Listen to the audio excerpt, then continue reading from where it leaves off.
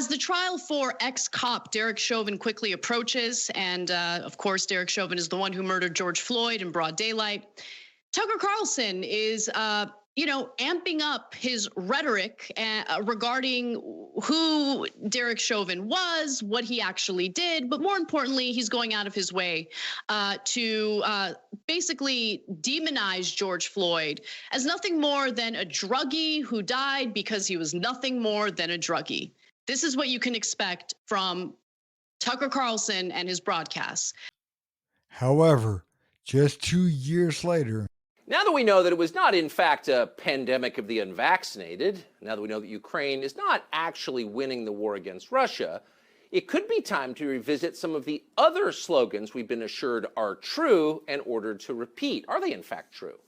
Did, for example, a racist white cop actually murder a man called George Floyd, a civil rights leader, in Minneapolis on Memorial Day of 2020? Now, we've been told that that happened, told it relentlessly for more than 3 years.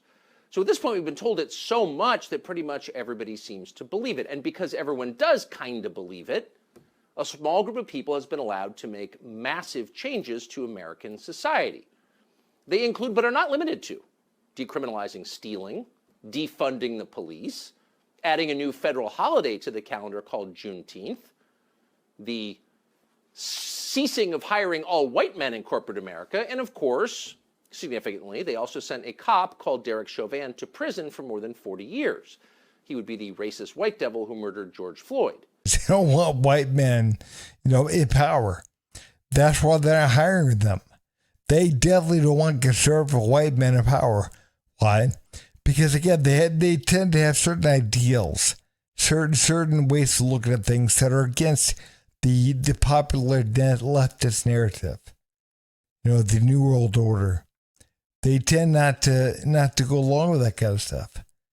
Again, they believe things ought to be based on merit, ought to be based on qualifications, not based on, whether you're black or whether you're female or whether you're, no. We have got to understand it's based on qualifications. And that's what they're afraid of. They're afraid of the white conservative male. That's what they're afraid of. And that's why they're demonizing it. We have to honestly look at that. Who are they demonizing more than anyone else? The white conservative male. And why? And the answer is, well, no. He didn't murder George Floyd. And we're not guessing about that. We know it conclusively, thanks to a new court case now underway in Hennepin County, Minnesota. The case was brought by a prosecutor there called Amy Sweezy. She's suing her boss. So the case is not actually about George Floyd or Derek Chauvin, but it tells you an awful lot about both of them. In her deposition, which you should read, Amy Sweezy describes a conversation that she had with the county medical examiner, Andrew Baker, right after George Floyd died.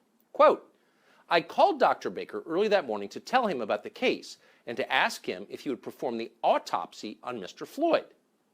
Sweezy recalls all this under oath in the deposition. Quote, "He called me later in the day on that Tuesday, and he told me that there were no medical findings that showed any injury to the vital structures of Mr. Floyd's neck.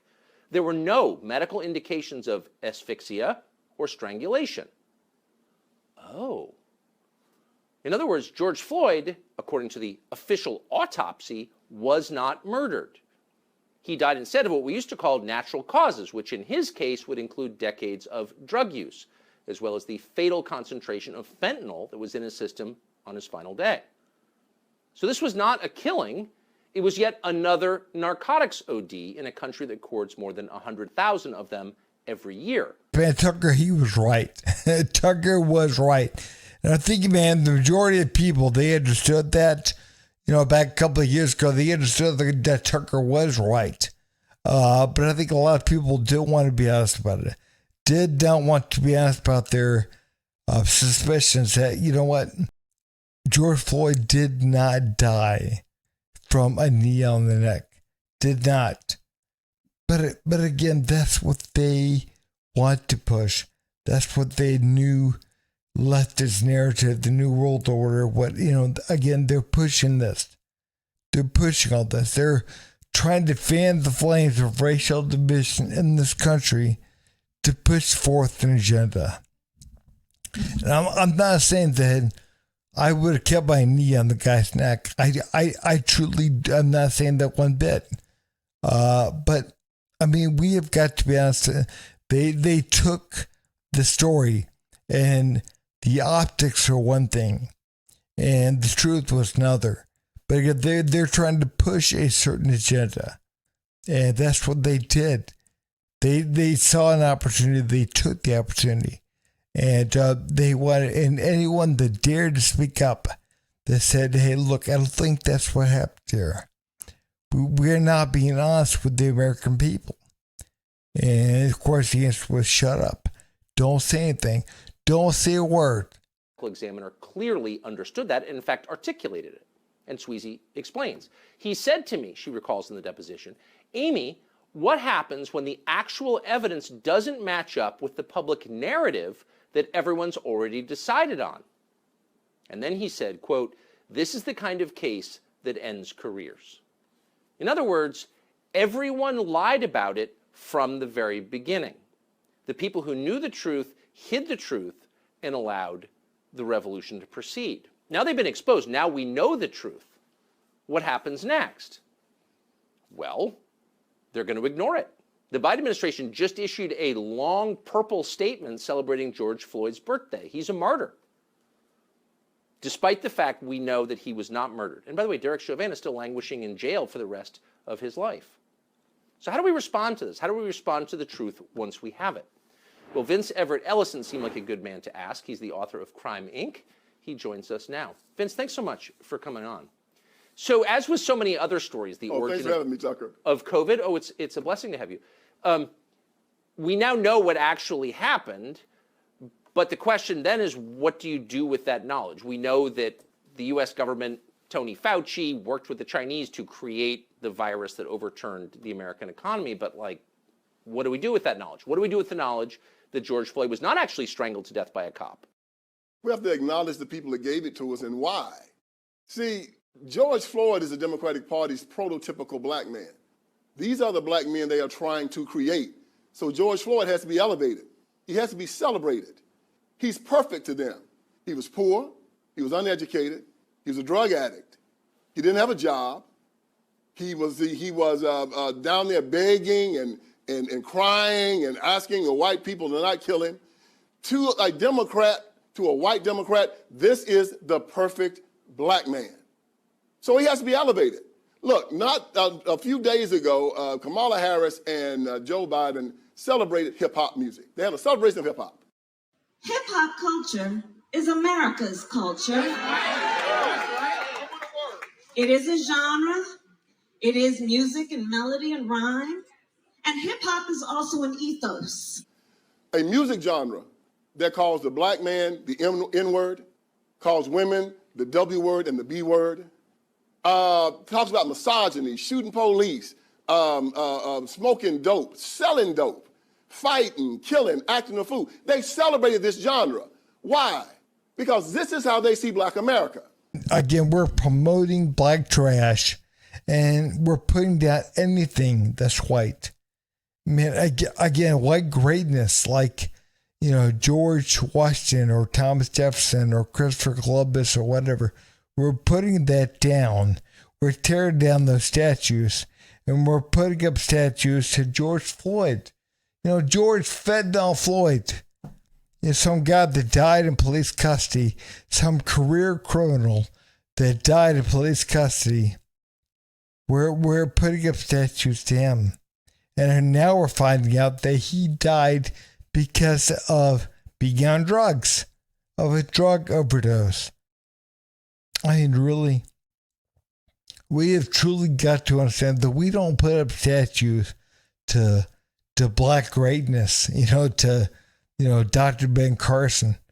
No, we put up statues of George Fentanyl Floyd. That's what we do. You, me, I think all normal people look at George Floyd's life. You think this is a disaster. This guy never added anything. He took a lot in prison at least 8 times. I mean, his life was a tragedy at best. Why would you want more people like that? Because he votes for the Democrat Party, and then he teaches his children to vote for the Democrat Party. and then these white Democrats can feel superior to him. Yeah. He can be controlled by them. Just like, think about an old slave plantation, Tucker, back in the day. How they wanted their slaves to act.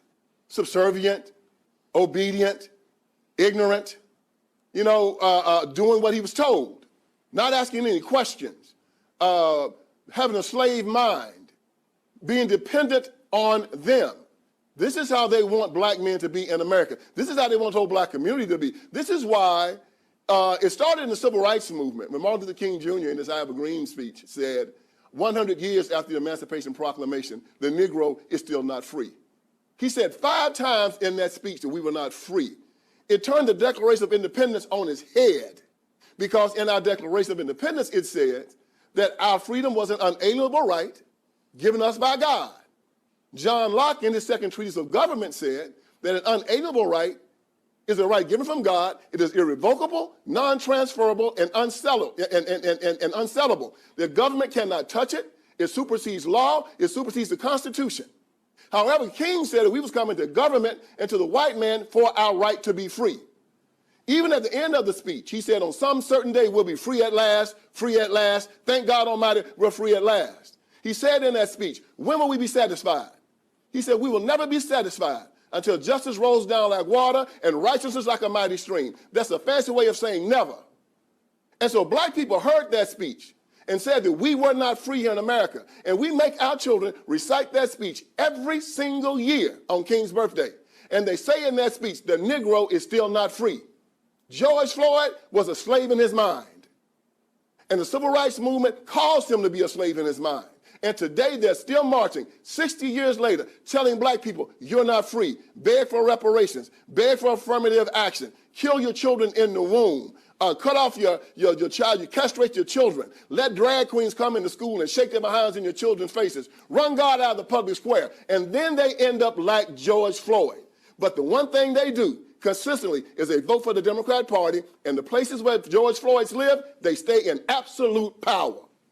Guys, I'm going to go ahead and stop the video right here.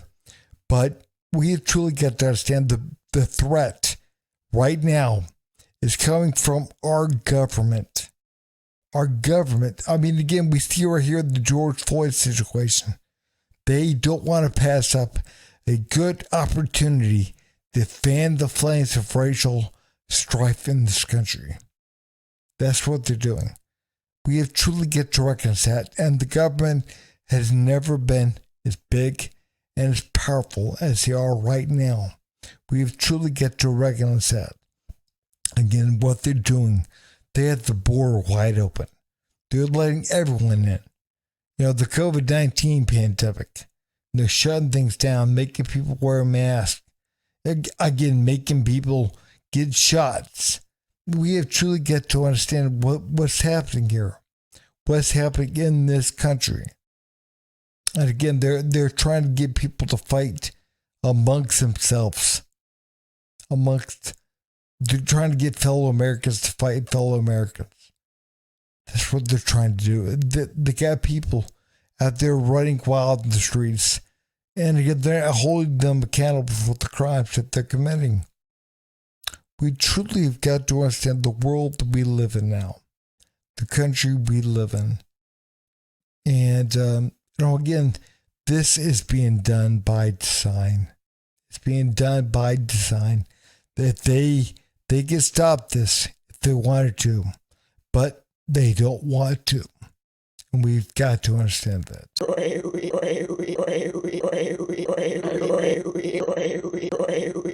You son of a.